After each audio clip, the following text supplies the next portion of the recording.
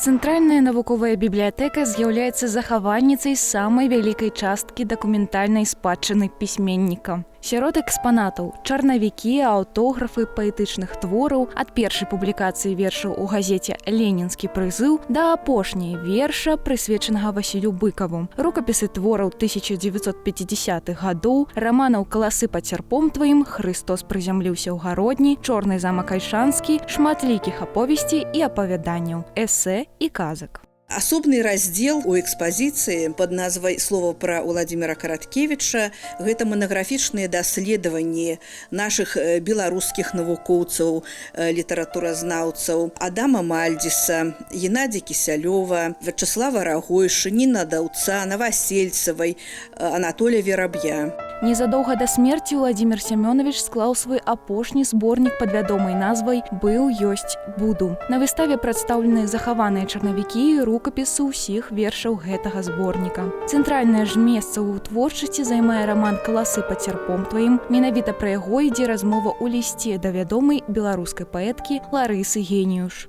Караткевіч пісаў у 1964 годзе: «Трэба было адной кнігай сказаць усё аб цэлай зямлі. Бо хто ведае, магчыма, болей не паспею.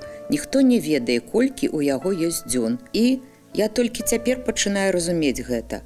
Кожную кнігу трэба пісаць так, нібы гэта твая лепшая і апошняя». Сярод выяўленчых дакументаў дэманструюцца цікавыя і рэдкія фотаздымкі з сямейнага альбома Караткевічаў, малюнкі пісьменніка на гістарычныя тэмы, ілюстрацыі да ўласных твораў, яго самадастатковыя этюды, а таксама партрэтныя замалёўкі. Сяброўскія шаржы на Уладзіміра Караткевіча выкананыя рознымі асобамі. Выставу можна наведаць да 31 снежня.